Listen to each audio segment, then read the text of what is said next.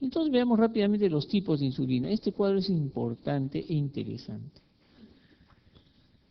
Todas las insulinas que ven acá las tenemos en el Perú. Hay Lispro, Aspart, Glulicina, de acción ultra rápida, rapidísimamente actúan. A los 5 minutos de haberse colocado ya están actuando.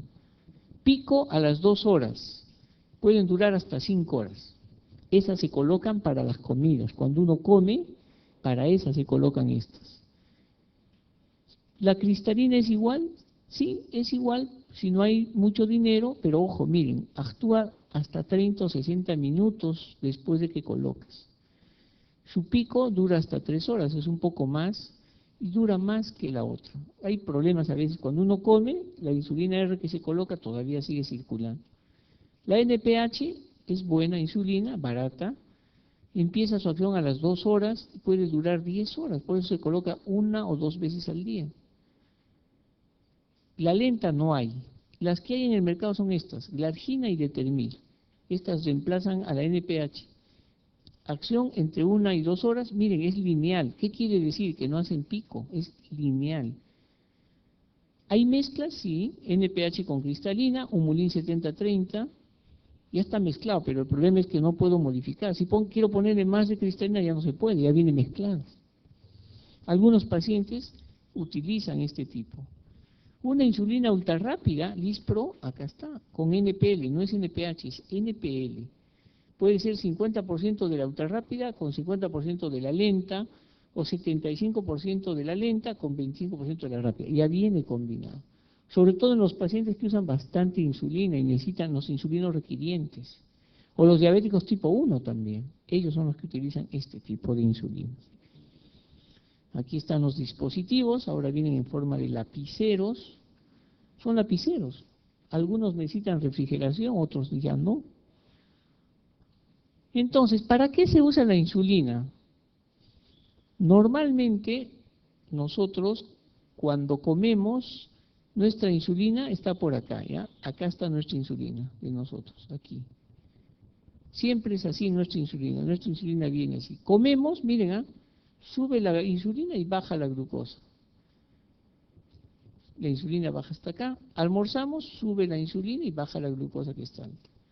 Cenamos o comemos cualquier cosa, una galleta, un café, un chocolate, sube la insulina y baja la glucosa. Y la insulina en la noche está por acá. Pasó un día y regresa acá. O sea, es la única sola insulina, no hay dos tipos de insulina, la humana. No podemos hacer esto con lo que tenemos. Imitamos, tenemos que inyectar para hacer ese tipo.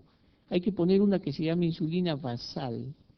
Puede ser la Lantus, puede ser la Determil, pero tenemos que poner insulinas para los alimentos, la R o las ultrarrápidas. O sea, no podemos todavía hacer una insulina que esté por acá y solita la insulina suba. No, las insulinas tienen su tiempo de duración.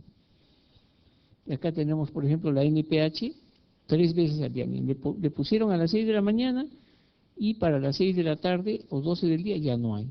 Necesita de repente este paciente que le pongan otra vez la NPH 3 veces al día o 2 veces al día. Pero hay que ponerle la insulina rápida cada vez que almuerce. Y eso ustedes lo han visto, ¿no? Cuando han sido internos. Entonces hay que hacer múltiples, ¿no? Esto es lo normal, ¿no? Miren, acá yo tengo en un paciente normal, ¿no es cierto? Cómo actúan los agentes orales, cómo actúa la secreción de insulina y cómo reemplazo yo. ¿Ven? O sea, no es así lo normal. Tengo que reemplazar colocando diferentes tipos de insulina. En los diabéticos tipo 1 el problema es más serio, porque ellos no tienen insulina, entonces tengo que darle una insulina basal y luego cada vez que coma.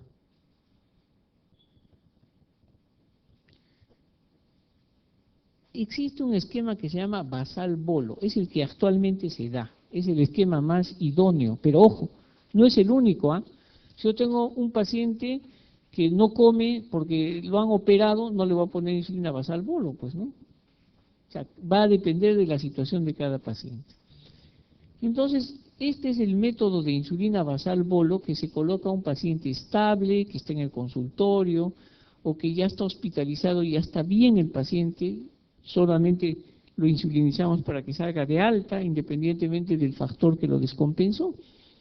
La insulina basal controla la producción de la glucosa en la última cena y la nocturna. Recuerden que el paciente diabético no tiene insulina, pero sí produce glucosa. En la noche, ¿qué hormonas salen? Las contrarreguladoras, glucagón, hormona de crecimiento, catecolaminas, fabrican glucosa en el hígado. Por eso es que el diabético en la mañana tiene la glucosa alta. Por eso se le debe colocar la insulina en la noche, para controlar esta. ¿Cuánto se coloca? El 50% de toda su necesidad diaria. Si yo uso la insulina Lantus una sola vez al día, si digamos este paciente requiere 20 unidades para controlar su enfermedad, 10 unidades deben ser la insulina Lantus o la Determir, que se pone en la noche y dura 24 horas. Si no tiene plata, lamentablemente va por la plata también, le pondré NPH. ¿Cuánto le pongo? Si necesita 10, lo fracciono en 2, 5 en la mañana y 5 en la noche. ¿Por qué? Porque el NPH dura 12 horas. Y para las comidas utilizo otro tipo de insulina, la insulina rápida o las ultra rápidas. La rápida es la cristalina, ¿no es cierto? Y las ultra rápidas son, ¿cuáles? Lispro, glulicina, Aspar. Y estas se colocan justo cuando va a comer el paciente. La insulina rápida se coloca 20 minutos antes, pero la insulina ultra rápida, el paciente empieza a comer y hay que ponerle la insulina. Y acá está, miren, ¿no? Esta es la insulina que les digo, la glargina en este caso, que podría ser también Determir, o podría ser NPH, entonces el NPH hace una y le ponen en la noche la otra NPH. Cada vez que coma hay que ponerle la insulina. Cualquiera, estas son las mejores insulinas que actúan rápidamente y bajan más la glucosa que se sube cuando uno come. Ustedes han sido internos. Alguna vez les hemos dicho, controlen la glucosa 2 horas después del almuerzo, ¿sí o no? ¿Y se disparaba o no? Claro que se dispara. ¿Cuánto debe ser el control? Menos de 180. En hospitalizados, menos de 180 2 horas después de los alimentos. ¿Cómo se controla eso? Con este tipo de insulina. En los pacientes que requieren insulina, estamos hablando de los insulinos requirientes, diabéticos tipo 1 y diabéticos tipo 2 que requieren insulina. Entonces, miren, normalmente, acá está, miren, la insulina, comemos, sube la insulina solita y baja acá. Almorzamos, sube la insulina y después baja acá. Cenamos, sube la insulina y la insulina sigue acá. Y en los pacientes que requieren insulina, la insulina está por acá abajo. En los diabéticos tipo 1 no hay, están aquí. ¿Cómo se hace el cálculo entonces de este régimen que se llama basal-bolo? 50% de la insulina tiene que ser la basal y 50% la insulina para los alimentos. ¿Cuáles insulinas? Cualquiera. Yo puedo usar inclusive la R acá en vez y acá la NPH, y eso es lo que me hace el esquema. Hay estudios que se han hecho para controlar y para comparar las insulinas ultrarrápidas con las insulinas comerciales. Es decir, NPH más R versus Determir o la Lantus versus las insulinas ultrarrápidas. Este es un estudio que hizo el doctor Umpierres, también viene al Perú muy frecuentemente, y él lo que quiso fue hacer un estudio en pacientes hospitalizados, ¿no? Él dijo, a ver, 120 pacientes les voy a suspender los hipoglicemiantes, nada de metformina, ni tampoco sulfonilurias. A estos pacientes les colocaron insulina, como dice acá, la glargina una vez al día, y para los alimentos le pusieron glucina 3 veces al día. Y el otro grupo de pacientes solamente la escala de insulina rápida, 4 veces al día la insulina R en estos pacientes. Es casi lo que hacíamos en el hospital, ¿no? A ver, 4 veces insulina R versus una sola insulina de acción larga más 3R. Miren, no hay diferencias en los primeros días, pero 7 o 10 días después se controlaban mejor los pacientes que estaban con el basal-bolo. Yo puedo hacer basal-bolo con la NPH y la R, no tengo que utilizar las otras insulinas que son caras. Miren cómo a partir del segundo o tercer día controlaban más rápido, independientemente si tenían neumonía, infección. Se controlaba mejor los pacientes que estaban con el basal-bolo que aquella escala de insulina R que le ponemos, ¿no? De tanto a tanto se pone tanto de R, eso ya no se usa. Estos estudios han demostrado eso. Y acá está la otra insulina, la de Termidel-Aspar versus NPH e insulina R, también en pacientes. Otro estudio, ¿no?, prospectivo, randomizado, donde compararon lo mismo. ¿Existe la insulina inhalada? Sí, ya existe. Esta insulina era la que iba a salir ya al mercado, se llama Exubera. Es una insulina humana recombinante en polvo para inhalación. Es una insulina de acción rápida para uso prandial. ¿En qué paciente se probó? En estos de acá. Contraindicación, menores de 18 años o obviamente el que tiene una enfermedad respiratoria crónica, como es inhalada, y el que usa tabaco. Se vio eficacia, riesgo de hipoglicemia y ganancia de peso. Fue igual al uso de análogos. Y miren, en estos estudios, acá está cómo baja la glucosa, la Lispro o la insulina rápida, y también la Exubera. ¿Cuál fue el problema de la Exubera? Era un laboratorio y ya no funcionó. Actualmente hay una insulina que ya la aprobó la FDA, y en Estados Unidos se vende, es otro tipo de insulina inhalada. No la Exubera, es otra, recién ha salido, creo que en junio, la aprobación por la FDA. O sea, sí hay insulina inhalada, pero está indicada en un grupo de pacientes nada más.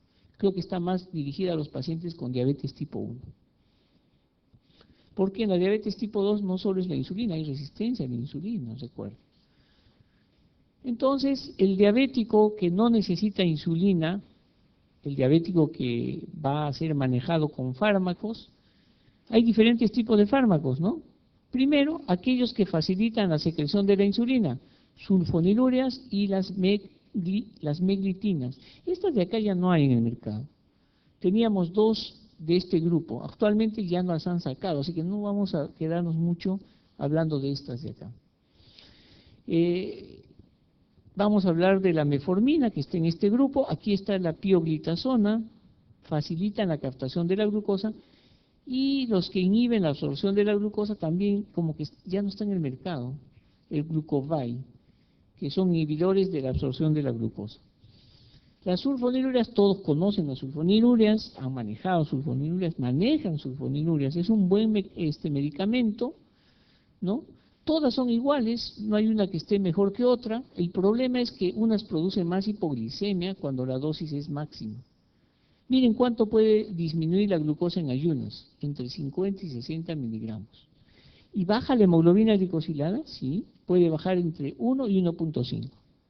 Si yo tengo un paciente con diabetes con 8 de glicosilada y es un tragón, comelón, si se pone a hacer dieta, su glicosilada baja más que dándole sulfonilúreas.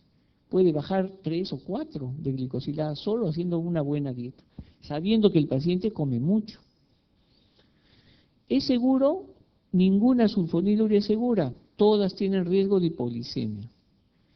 ¿En qué medicamentos? Las que tienen de acción larga. ¿Cuáles son? La clorpropamina, supuestamente no hay, pero sí he encontrado que todavía lo fabrican. Recuerden que la clorpropamina se usa ¿para qué? Para diabetes insípida parcial. Esta diabetes insípida parcial. La glibenclamida, ¿quién no usa la glibenclamida? Todo el mundo. Pero ojo, no hay que usar en ancianos la glibenclamida, mejor es usar otro de acción más corta, la glicacida o la glipicida. Todavía hay en el mercado. Si el paciente tiene insuficiencia renal leve, acá no hay gliquidona. Yo sí llegué a usar la gliquidona. La gliquidona se absorbe básicamente y se metaboliza por el hígado. Nosotros lo conseguíamos de donación. Cuando era residente hace 10 años, Caritas nos donó gliquidona. Yo cuando miré dije, ¿qué es esto? Primera vez que veo una sulfonilurea con ese nombre, era española. Y empecé a usar en pacientes con insuficiencia renal leve. Le ponías insulina a este paciente y se iban a la hipoglicemia. No se usaba antes la metformina, pero con esta gliquidona iba bien. ¿Por qué? Porque se metabolizaba por el hígado, no por el riñón. Pero no hay acá en el mercado. ¿Alguna vez volverá a aparecer? ¿De dónde saben? La repaglinida, por ejemplo, que es un medicamento nuevo, en teoría también nosotros lo teníamos y era muy buena como sulfonilurea. La insuficiencia hepática leve hay que usar glipizida, entonces hay que tener cuidado con las sulfonilurias. Aquí están todas las sulfonilurias, miren el mecanismo, cuánto dura, ¿cuál es la que dura más? Glibenclamida. Esta glimepirida puede durar hasta un 24 horas, por eso se da 1 o 2 veces al día, la glimepirida. ¿Cuál tenemos en el mercado? Glibenclamida, glicazida y la glimepirida. Esas 3 nada más quedan en el mercado. La dosis máxima está acá, depende de cada paciente. Las meglitimidas eran repaglinida y la nateglinida. Esto era muy caro, estos medicamentos. Eran buenos, estos medicamentos. ¿Cuál es el mecanismo de acción? ¿Recuerdan en la célula beta, cuando entra la insulina y se pega a la célula beta y entra la glucosa? Estos medicamentos hacían la misma acción. Se pegaban a la célula beta y liberaban la insulina. Solo que se pegaban y duraba solo 5 minutos. O sea, se pegaban y después liberaban insulina y de ahí se soltaban. Por eso es que eran buenas, es una acción rápida a los 30 minutos. Duraba poco y básicamente era para aquellos pacientes que no podían controlar la glucosa muy alta después de comer y que no necesitaban insulina. La que quedó en el mercado era esta de acá, repaglinida. También nosotros la hemos usado muy frecuentemente. Reprimán se llamaba y tenía otros nombres más, también españoles. Y nosotros dábamos en pacientes con problemas renales leves, ¿no? Por eso dice acá, se pueden emplear en insuficiencia renal leve. Yo, por lo menos, he usado repaglinida, también la gliquidona. Es eficaz entonces porque actúa como una metformina, puede bajar la hemoglobina glicosilada. Y sobre todo se usa en las postprandiales. ¿Se puede combinar? En realidad, la nateglinida no era aprobada para su uso en monoterapia, sino tenía sí o sí que ser combinada con la metformina. Y la metformina se combinaba con cualquiera de las dos, con la nateglinida o la repaglinida.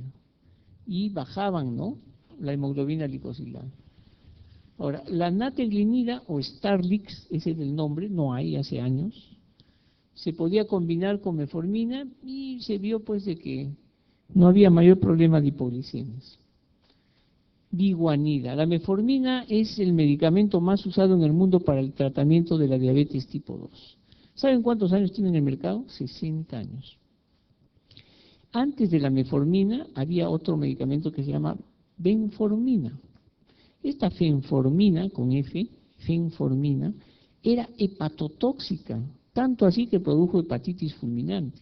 La sacaron del mercado y en vez de ella han trabajado y han sacado ahora la metformina.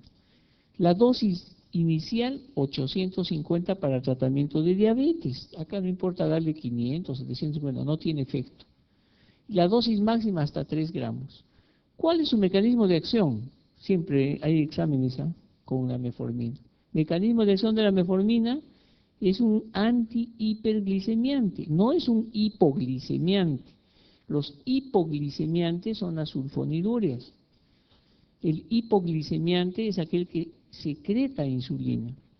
Estos son antihiperglicemiantes. ¿Por qué? Porque reduce la glucosa en ayunas y después de las comidas. ¿Dónde actúa? En el hígado. ¿Recuerdan que hemos dicho que las hormonas contrarreguladoras fabrican glucosa en el hígado? Ahí actúan. Mejoran la captación de la glucosa en los tejidos periféricos, no afectan la secreción del páncreas, es decir, se puede dosar insulina. No causan hipoglicemia. Miren, mejoran el perfil de los lípidos. Recuerden que en el diabético hay dislipidemia. Y lo más importante es que disminuye el apetito y el peso.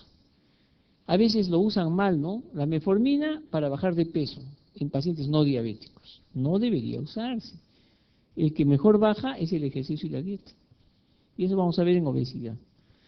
¿Cuáles son los efectos? Lamentablemente, pues todo medicamento no es bueno. Siempre hay efectos adversos, hay que tomar en cuenta.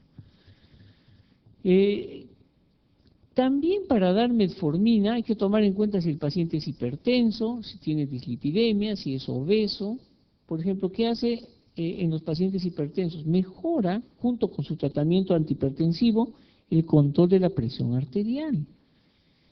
El paciente, la dieta más lo que le puedan dar una estatina o un fibrato, dependiendo cómo esté el diabético, mejora la disminución del LDL, que es el más aterogénico, y baja también los triglicéridos. No quiere decir que yo le voy a dar tratamiento para la dislipidemia metformina, tengan en cuenta, estamos hablando en diabéticos, mejora el control. La obesidad central también, ustedes van a ver que el paciente con metformina, fuera de que se debe cuidar con la dieta, le ayuda, no es que le va a bajar solo, es a controlar el abdomen. El diabético obeso viene y dice, doctor, no he bajado de peso, pero le mides la cintura abdominal, oiga, pero ha bajado su barriga. Tenía 108 de cintura, ahora tiene 96. Está muy bien. No, pero sigo gordito por los brazos, atrás. Eso no importa. Hay que decirle, ha bajado la grasa mala que está en el abdomen. Eso es lo que lo va a matar. Mejora la resistencia a la insulina, hace que la insulina disminuya. Claro, ¿para qué va a producir más insulina si no está actuando adecuadamente? Las glitazonas, la única que queda ahorita en el mercado es esta, pioglitazona. Vienen en tabletas de 15 y 30 miligramos. La pioglitazona, esto ya olvídense, ya está fuera del mercado. Se da en monoterapia o se combina con la metformina o se puede combinar con sulfonilurea o con la insulina. Puede hacer hasta una triple terapia, ¿no? ¿En qué consiste?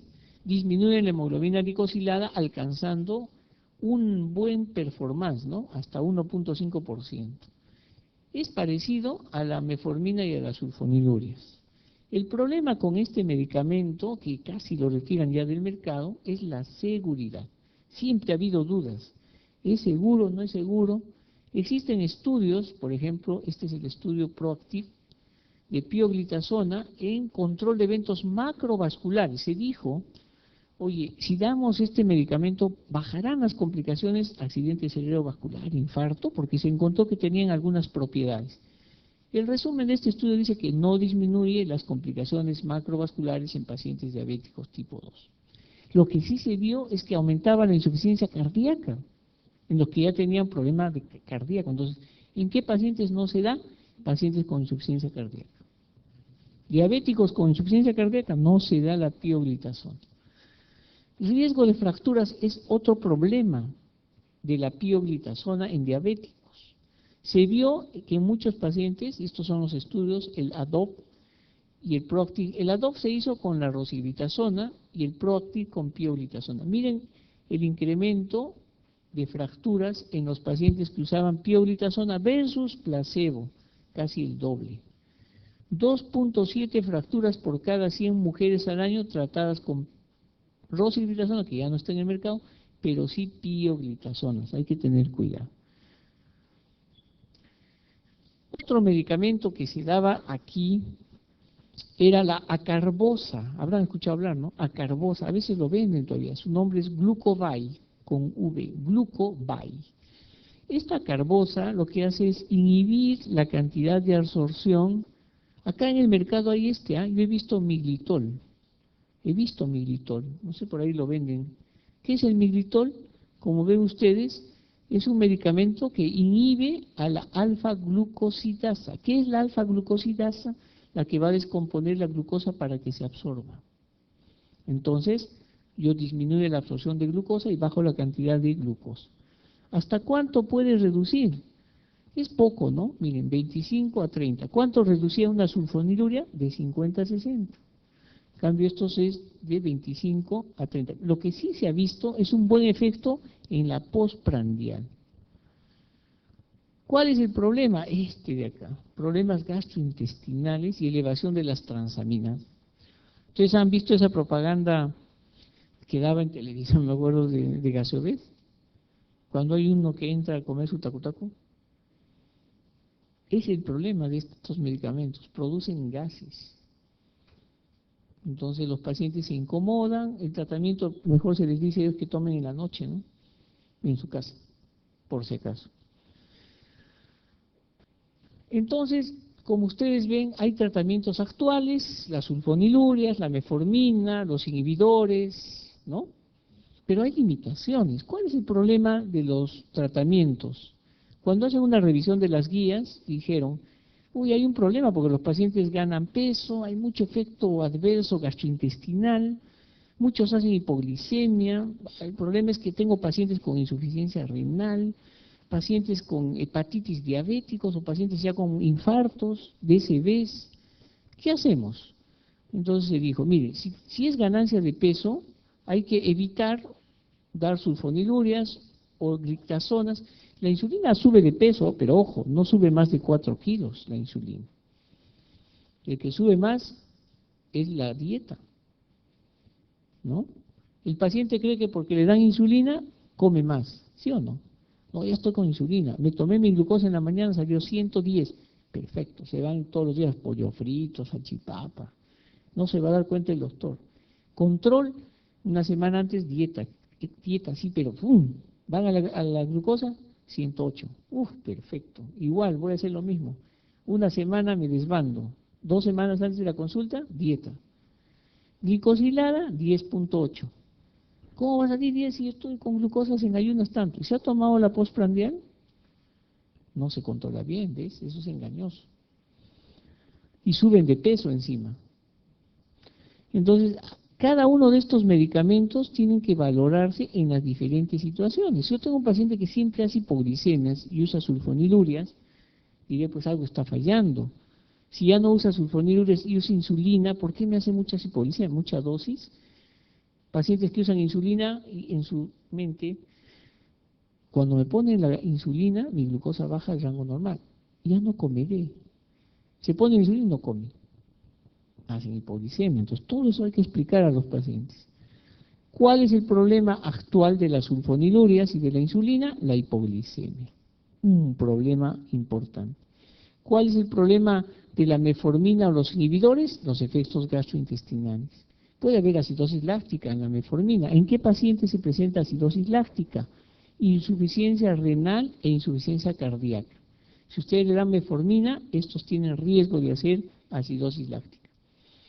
Las sulfonilurias y la insulina aumentan de peso, al igual que la pioglitazona, que también produce edema de miembros inferiores.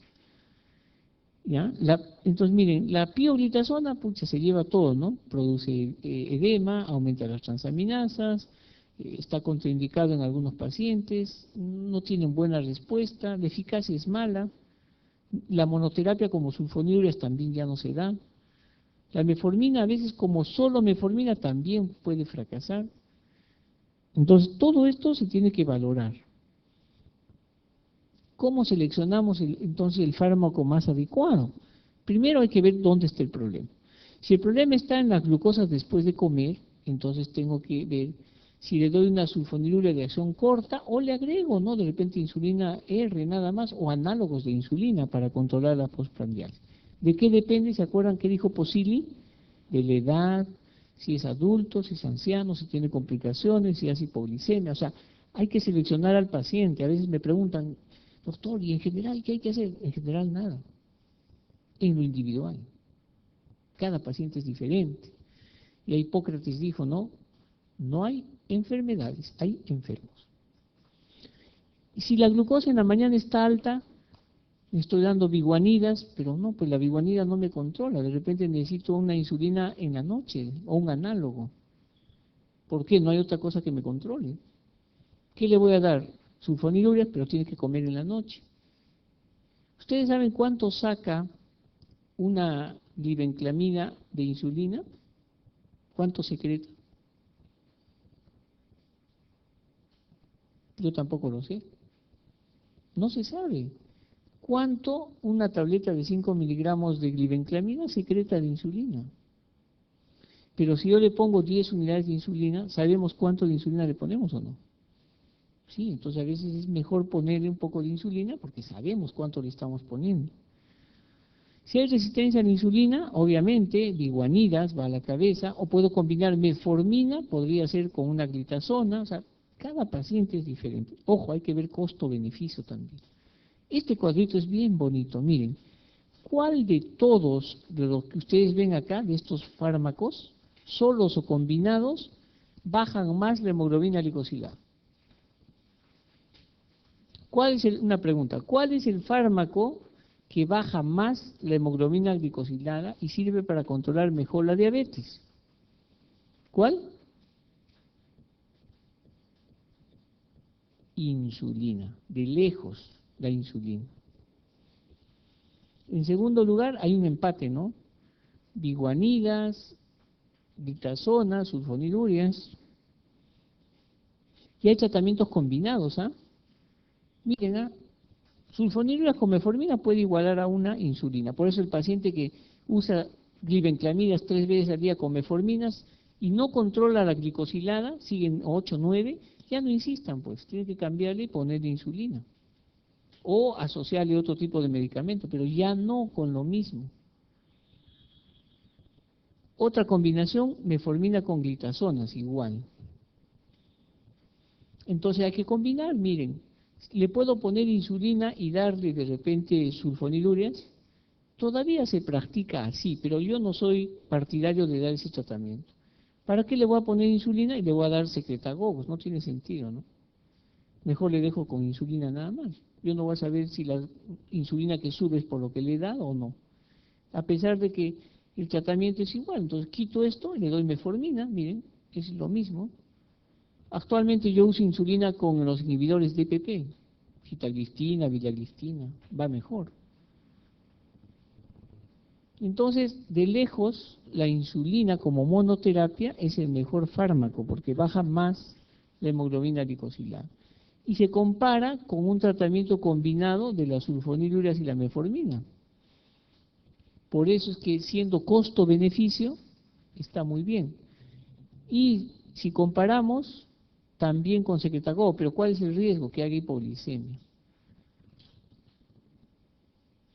Las incretinas. Aquí comienza en el año 2008-2009 la revolución del tratamiento de la diabetes.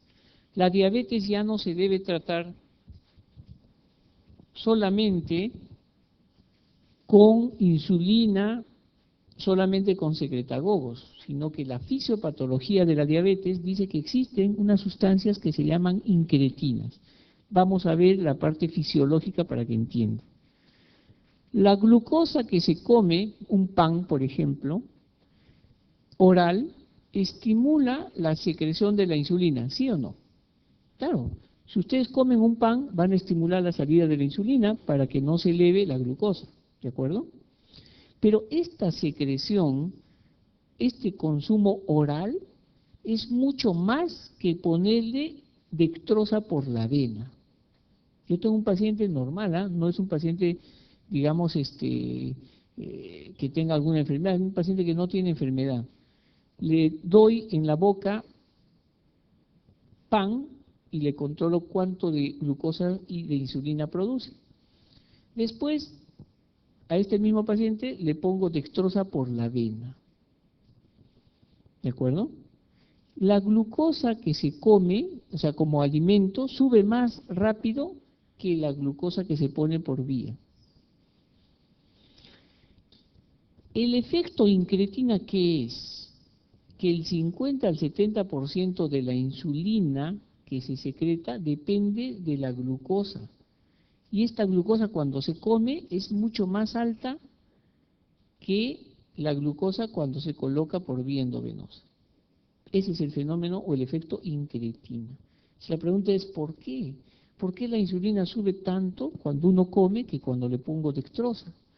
Porque existe las denominadas incretinas, pero hay una enzima que es la DPP4 que rápidamente, en 2 minutos, desaparece estas incretinas. Las inhibe, o sea, las desaparece. ¿Qué hace la incretina? Estimula la secreción de insulina. No es una sulfoniluria, es una sustancia que estimula la secreción de insulina que se llama incretina. En la diabetes tipo 2, este efecto incretina que lo vemos en una persona no diabética, no hay. No hay este efecto. Entonces está en desventaja. Esa es otra parte de la fisiopatología. Entonces, ¿qué han hecho los laboratorios? Los laboratorios ya no han investigado en una mejor cantidad, ya están investigando la insulina, no hay mejor que la insulina, no hay otra cosa. ¿Cómo mejorar la insulina? Que no se inyecte, ¿no? Que sea inhalada. Pero después no se ha avanzado mucho. Se ha avanzado con análogos, Pero de ahí, ¿qué dijeron? ¿Saben qué? Es mejor tratar más temprano al diabético desde el punto de vista de la fisiopatología. Ya hemos tratado con sulfonilurias para que secreten insulina, ya tenemos la metformina que va bien para disminuir la glucosa del hígado, tenemos la insulina que reemplaza la insulina del páncreas. Oye, pero en los diabéticos tempranamente, recién diagnosticados o antes de 10 años, no hacemos nada con el glucagón. Miren, el glucagón sigue aumentando y está fabricando glucosa por el hígado. Uno. Y dos, no solo eso, sino el efecto incretina que debería haber, que estimula también la secreción de insulina cuando uno come, en los diabéticos no hay, no lo protege.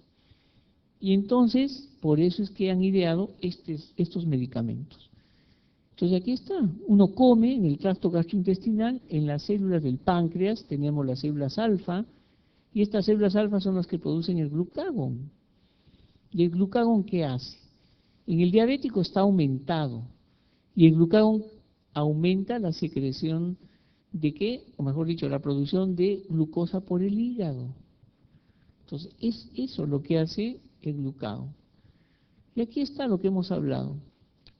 Hay dos tipos de incretinas, una se llama GLP-1, ¿de acuerdo? Y la otra es el GIP. Este GLP-1, que es una incretina, actúa sobre la insulina y el glucagón. Miren la glucosa, la insulina y el glucagón. Este es un paciente que no le colocan en infusión esta sustancia. Y este es un paciente que le colocan en infusión. ¿Qué es lo que nos interesa? Que la glucosa en un paciente con placebo no baja, esto es en milimoles. Vamos a transformarlo en miligramos. Multipliquen esto por 18. O sea, la glucosa está en 180, 200.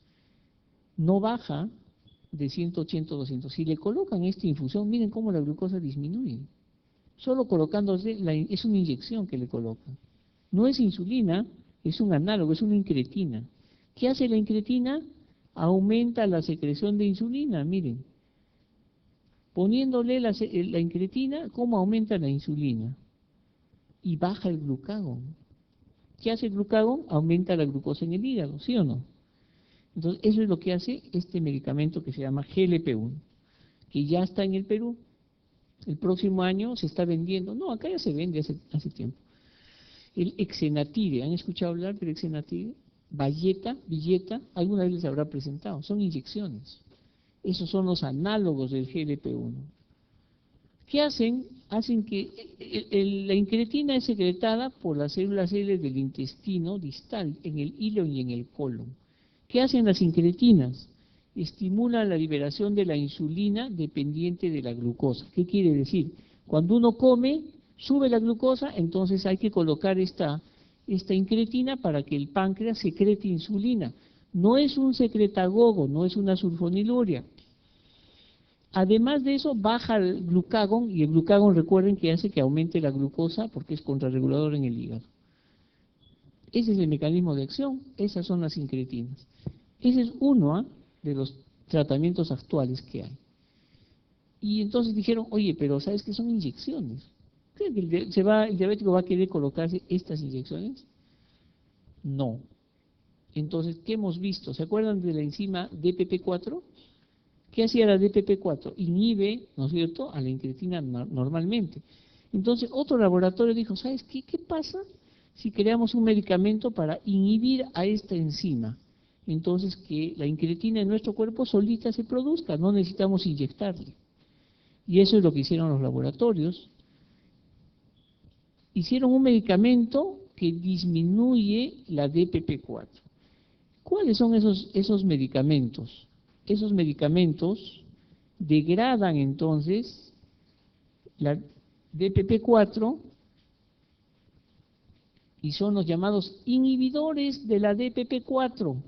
Inhibo la DPP4, entonces el organismo solito va a producir GIP y el GLP-1.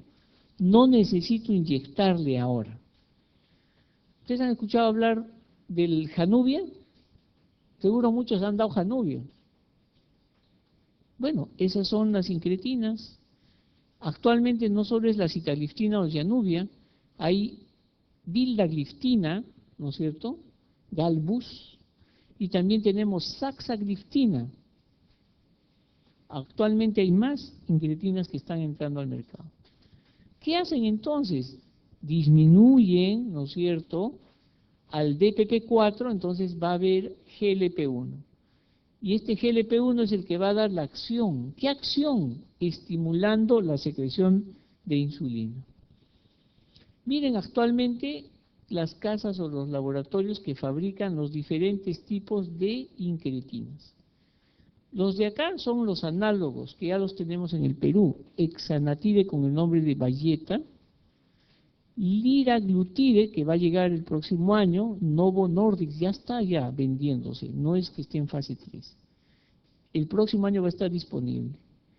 Se puede dar en terapia combinada, ya está aprobado por la FDA. Se combina con metformina o sulfonilurias. La terapia combinada también tiene buen efecto. ¿Se puede usar inhibidores del DPP4? Sí. Estos inhibidores del DPP4 son la sitagliftina, Januvia, se combina con metformina y se llama Janumet, por si acaso. Se puede dar la vildagliftina, sí, el nombre es Galbus, y se combina también con la metformina, el nombre es Galbusmet. Y también saxagliftina y la linagliftina, el nombre es Trayenta, actualmente en el Perú ya tenemos la linagliftina. Entonces los análogos del GLP-1, acá la liraglutida y la hexenatida, miren, comparando con la insulina glargina, han hecho un estudio comparativo, ambas disminuyen la glicosilada, pero la insulina sigue siendo mayor, ¿sí o no? 2%. Esta solamente hasta 1%. Reduce la glucosa en ayunas, igual que una insulina, una vez al día, o 2 veces de NPH, y también reduce la glucosa después de las comidas con el hexenatide. Lo más importante es la pérdida de peso. Increíblemente hacen perder más peso que la insulina. Si yo tengo un paciente diabético que requiere insulina y es gordito y no va a poder comer, o sea, no deja de comer, yo le doy los dos, pues, su insulina más su hexenatide. El hexenatide son inyecciones, ¿Causan hipoglicemia? Rara vez. Pero ojo, ¿en qué pacientes se vio que causaron hipoglicemia? En los pacientes que usaban sulfonilurias. ¿Cuál es el problema de este medicamento? Náuseas y vómitos. Ese es el problema. Produce náuseas y vómitos. En algún momento se dijo que podría producir pancreatitis. Y si produce una pancreatitis, empeora el cuadro de la diabetes. Fuera de eso, también decían, oye, pero ¿habrá anticuerpos contra el hexenatide? Porque a veces se ha visto casos donde ha habido reacciones adversas medicamentosas. Entonces, estos son los lapiceros, mírenlos, Valleta, se venden en el Perú. La vida media son 2.5 horas, las dosis 5 microgramos 2 veces al día. La dosis máxima es 10 microgramos 2 veces al día. ¿No? Se administra subcutáneo, es como la insulina. Ustedes seguro que ya lo van a ver, ya cuando hagan su práctica, ya va a haber más de estos medicamentos. La sitagliftina o Januvia, cuando está junto con la metformina, se llama Janumet. Estos son inhibidores de DPP4, pero que también mejoran y secretan más GLP-1. Convimed, saxagliftina con metformina, ya también se venden en el mercado, y Trayenta también se vende. Reducción de la glucosa hasta 8%, el peso hasta medio kilo, y reducen lo que es los triglicéridos. Hipoglicemia es raro, muy raro. Yo estoy cambiando a los pacientes con diabetes menos de 10 años que tomaban sulfonilurias con metformina, les estoy dando, no voy a hacer apología de un laboratorio, pero les estoy dando una incretina y han mejorado la hemoglobina glicosilada. Obviamente el tratamiento es con la nutricionista, la dieta, el ejercicio. Hay que convencer al paciente, hay que explicarles que su dieta es clave. Y sí se ve una buena mejora. pacientes que los tengo en seguimiento 2 años con buena glicosilada, 6.9, 6 algunos, otros con 7. Claro, usted dirá, pucha, pero 7, sí, pues tenían 10, 12. Se rompió el termo. Lo último, ¿qué es lo último que se está investigando y que ya se está pronto a salir? Los inhibidores del transporte de la glucosa. En los diabéticos se reabsorbe más glucosa de lo que debería haber. Entonces hay medicamentos que lo que van a hacer es disminuir la absorción de la glucosa por el túbulo renal, esos son los GLUF2, y hay medicamentos. Canaglifosine es uno de ellos. Ya se vende en Estados Unidos, ya ha sido aprobado. ¿Cuál es el problema? Infecciones urinarias.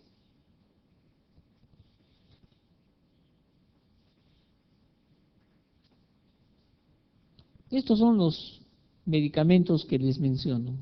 DAPA, glifosine, canaglifosine, empaglifosine. Actualmente en Estados Unidos ya se están vendiendo. El canaglifosine ya se vende y la DAPA va a salir y el EMPA también. Estos de acá son los medicamentos y estos están en investigación. No se olviden, el próximo año de repente ya llega canaglifosine. ¿Qué es eso? Es un medicamento que hace que uno elimine la glucosa que está en la sangre por la orina. Otro mecanismo de acción en la fisiopatología es el octeto, ¿no? Ya no es la triada, el octeto de la diabetes. Y hay estudios, miren, pacientes diabéticos con respuesta metabólica a los inhibidores del cotransporte de la glucosa y del agua. ¿Cuál es la respuesta? En conclusión, los pacientes con EMPA, este es con EMPA, inducen glucosuria, es decir, disminuye la glucosa en la sangre porque en la orina va a aparecer esa glucosa, vamos a orinar más glucosa, no porque el paciente esté descompensado. Y lo otro, mejora la función de la célula beta, miren, mejora la sensibilidad de la célula beta, en los que tienen resistencia a la insulina. Entonces, este medicamento no se da en un diabético que ya requiere insulina, se da en los diabéticos tempranos. Eso es lo que se está avanzando desde el punto de vista del tratamiento. El control del diabético no solamente es un control de la glucosa, es un control de los lípidos. ¿Cuál es el lípido más importante en el diabético? El VLDL. ¿Y por qué se produce y cuál es la característica en los pacientes con diabetes de la dislipidemia? Miren, la característica de los pacientes con dislipidemia es el siguiente. Estos pacientes tienen triglicéridos altos, tienen colesterol bueno disminuido y las grasas de los triglicéridos están en esta de acá, que es una lipoproteína de muy baja densidad. Esta es la aterogénica, la que produce problemas cardíacos. ¿Qué hacemos para tratar entonces la dislipidemia en los diabéticos adultos? ¿Cuál es la meta? Porque una cosa es el tratamiento de la diabetes solo la glucosa que hemos visto, sino también los lípidos. Hay que bajar el colesterol LDL, sí o sí. ¿Con qué? Con estatinas. Pero la dieta es clave, no se olviden, cambios de estilos de vida es fundamental, no solo para bajar el LDL, sino para subir el HDL. Segunda opción, disminuir los triglicéridos. ¿Podemos utilizar salud? Estatinas, sí. Las estatinas pueden bajar los triglicéridos también, pero no tanto como los fibratos. ¿Qué dicen las guías actuales en lo que es el tratamiento de los lípidos? Las estatinas se deben agregar a los cambios de estilo de vida, independientemente del nivel de los lípidos. Entonces, si yo tengo un paciente diabético que ya tiene enfermedad cardiovascular, sí o sí, estatina. ¿Qué es enfermedad cardiovascular? Hipertenso, insuficiencia arterial en los pies, antecedente de infarto, antecedente de un DCB, ese paciente sí o sí estatina. no han tenido evento cardiovascular, pero son mayores de 40 años con antecedentes o factores de riesgo. En la familia ha habido personas que se han muerto de infarto, de insuficiencia renal, y es un antecedente. Son hipertensos, otro riesgo. Diabético hipertenso mayor de 40 sin DCB ni infarto, estatina. Fuma, peor todavía. O tiene dislipidemia o albuminuria. Microalbuminuria en un paciente diabético que no tiene hipertensión, hay que darle ¿qué cosa?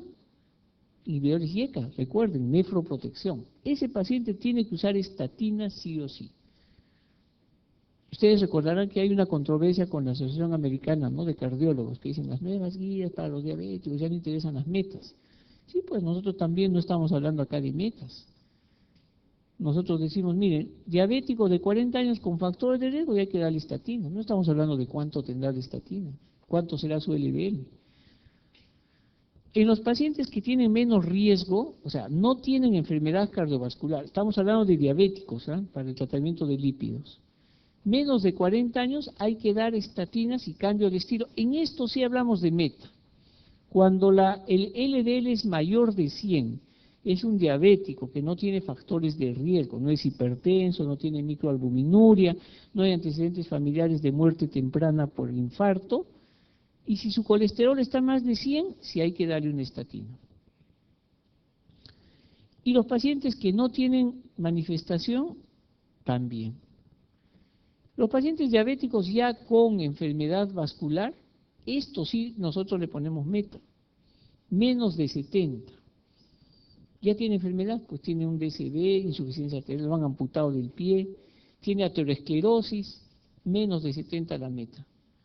Si el paciente ya es tratado ya con su estatina y no alcanza la meta, ya está la dosis máxima, su estatina, hay que bajarle un poquito y se le puede dar y agregar otro medicamento. Eso es en relación al LDL. ¿Qué nos dicen en relación a los triglicéridos? También debe ser menos de 150, su colesterol bueno en mujeres debe ser más de 50 y en varones más de 40, pero la terapia con estatinas, la meta sigue siendo LDL. Pero también puede bajar los triglicéridos a las estatinas. La terapia combinada, es decir, estatina con ciprofibrato o fibratos, no ha demostrado un beneficio cardiovascular adicional. ¿Qué quiere decir? Si tú le das solo estatina, hay beneficio cardiovascular. Si le das solo fibrato, hay beneficio cardiovascular. Si le das combinado, sigue siendo el mismo beneficio cardiovascular. No es que mejore. Y el tratamiento está contraindicado en el embarazo. ¿Qué hacemos nosotros con la insulina? No sé por qué esto se ha copiado nuevamente. Vamos a ver rápidamente unos 5 minutos antes de entrar al break sobre complicaciones. Miren todos los estudios de los últimos 10 años. A los residentes de endocrino, los exámenes son full estudios. ¿Qué dice el estudio Advance? ¿Qué dice el estudio Accord? ¿Qué dice el EDIT? El UPKDS. La medicina ha cambiado los últimos 10 años. Antes, cuando yo era residente, solamente hablábamos del DBST y del estudio UPKDS. También está el Kumamoto, el Digami. ¿En qué consistía? En ver si hay complicaciones crónicas en los pacientes.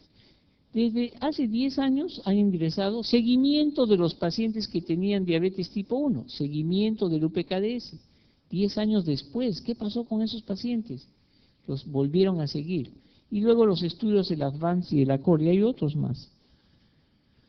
¿En quiénes yo voy a dar insulina? En todos los que fracasaron. Voy a dar insulina en pacientes que obviamente no alcanzaron las metas que ustedes han visto. Hemos hablado de Posini, ¿no? Hemos dicho que vamos a dar de acuerdo a estos esquemas. ¿Cuál es la dosis de inicio de la insulina? La dosis de inicio es de 0.2 unidades por kilo. Si yo tengo un paciente que pesa 70, voy a empezar entonces con 14 unidades. ¿Le puedo dar una Lantus o no? Sí. ¿Le puedo dar un Determin? Sí. En la noche, sin miedo. Se le pone 14 unidades, se le explica que puede haber hipoglicemia.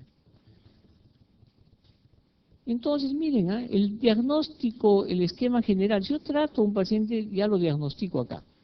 ¿Qué dicen los esquemas? Dieta, ejercicio y metformina. Eso sí o sí. Si en un año no mejora la glicosilada, entonces le tengo que adicionar algún otro medicamento. Yo le puedo adicionar, ¿qué le adicionarían? Una sulfonilurea o una incretina, ¿verdad? Los dos me van a bajar la glucosa, pero hay que ver costo-beneficio y efectos colaterales. Pasan 2 años y no mejora su hemoglobina glicosilada, puedo dar terapia triple. ¿Cuál es terapia triple? Le puedo agregar insulina, le quito la sulfonilurea o le puedo aumentar una pioglitazona. Eso va a depender de varios factores. Muy bien, recuerden las metas de control. No sé por qué se ha vuelto a copiar esto. ¿Lo tienen también copiado ahí? Porque eso ya hemos visto. Vamos a ir entonces a lo que es complicaciones. Ha habido un lapsus acá, un error en la... Bueno, hacemos el break, ¿ya? Hacemos el break, ya estamos ya en la hora.